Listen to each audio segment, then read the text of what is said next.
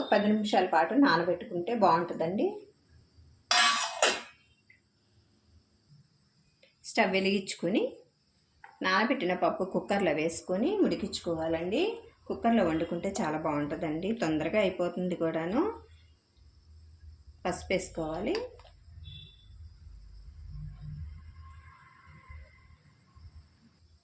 తరిగి తీసుకున్న ఈ పచ్చలాకు వేసేసుకోవాలి.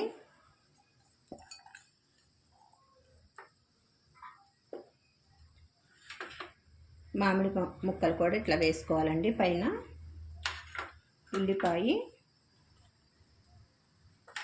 పచ్చిమిర్చి కట్ చేసి పెట్టుకున్న పచ్చిమిర్చి కూడా వేసుకోవాలి.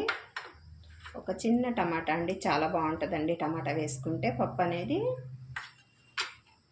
పైన ఒక స్పూనుడు దాకా కారం అండి వేసేసుకోవాలి.